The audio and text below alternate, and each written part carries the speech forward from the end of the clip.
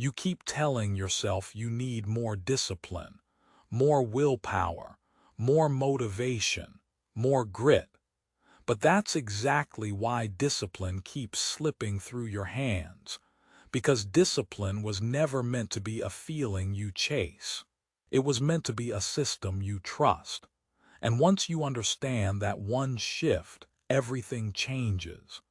If you've ever started strong, then faded after a few days, this is for you.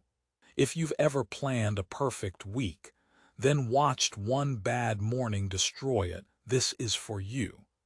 If you're tired of knowing what to do, but still not doing it when it matters most, stay with me. Because the problem is not that you're lazy. The problem is not that you're broken.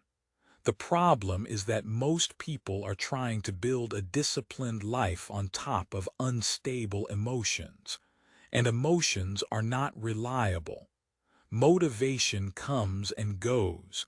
Energy rises and falls. Life gets loud. So if your habits depend on feeling ready, you will always be vulnerable. That's the hidden problem. Most people think discipline means forcing yourself harder. They try to bully themselves into action. They make huge promises. They set extreme rules. They start over every Monday. And then one rough day shows up and the whole thing falls apart. Here's the truth nobody wants to hear. Discipline does not stick because you demand more from yourself. It sticks when you make the right actions smaller, clearer, and easier to repeat. That is the shift. Not more pressure, more structure. Think about it. The most consistent people are not always the most intense people. They are the ones who removed confusion. They know what to do when they wake up. They know what matters first. They know what to do on good days and they know what to do on bad days. That is power. So let's make this practical. First, stop asking, "How do I feel?" Start asking, "What does my system require?" That one question can save you. Because feelings are temporary, but systems are repeatable. If your goal is to work out, write, study, build, or grow, decide the time, the place, and the minimum standard before emotion gets involved. Not "I'll do it when I'm motivated." That's a trap. Instead, "I do this at 7 o'clock a.m. for 20 minutes even if it's messy." That is how discipline begins to stick. Second, lower the starting line. Most people fail because they make the first step too heavy. They want an hour of focus, a perfect workout, a flawless morning, a complete transformation. But discipline grows when you prove to yourself that you can start. 5 push-ups, 1 page, 10 minutes, 1 inbox cleanout, 1 honest rep. Small actions done consistently build identity. And identity is what carries you when motivation disappears. Third, stop negotiating with yourself all day. Every time you say, "maybe later," you weaken trust. Every time you break a promise to yourself, even a small one, you teach your mind that your word is flexible. And a person who cannot trust their own word will always feel mentally tired. That's why high performers protect their commitments. They don't wait for the perfect mood. They move because they said they would. That simple act creates confidence. Not fake confidence, real confidence, the kind built from evidence. Now here's a deeper lesson. Discipline is not just about doing hard things. It's about becoming the person who doesn't panic when things get hard. That's a huge difference.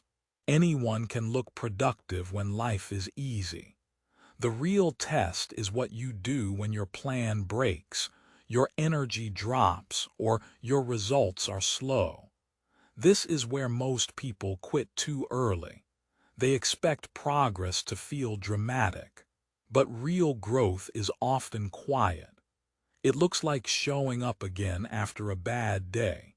It looks like slowing down and staying consistent. It looks like protecting your focus when nobody is watching.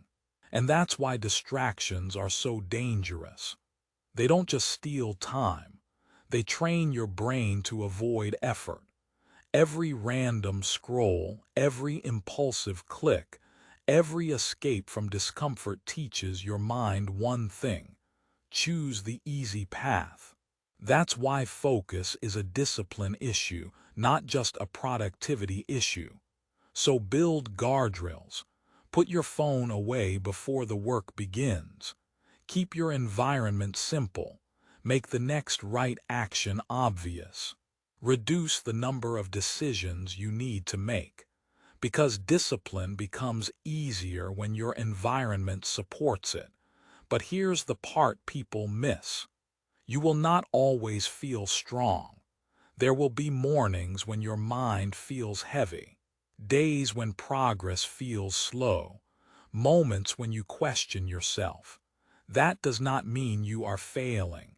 It means you are in the middle of becoming. And this is the breakthrough. The goal is not to become someone who never struggles. The goal is to become someone who does not abandon themselves when they do. That is the one shift. Not how do I force discipline, but how do I stay loyal to the process even when I don't feel like it? Because that is what separates people who stay stuck from people who change. They stop treating discipline like punishment. They start treating it like self-respect. Every time you keep a promise to yourself, you become harder to shake. Every time you finish what you started, you build a stronger identity. Every time you return after a setback, you prove that failure is not the end of your story. So today, don't try to become perfect. Become consistent. Choose one habit. Make it small enough to keep. Make it clear enough to repeat. And when your mind tries to talk you out of it, remember this: you do not need more motivation. You need a better relationship with the moment when motivation disappears. That is where discipline is built. That is where confidence grows. That is where your future starts. So take the next step. Not tomorrow, not when you feel ready. Now. And if this message hit home, let it be the moment you stop starting over and start building for real.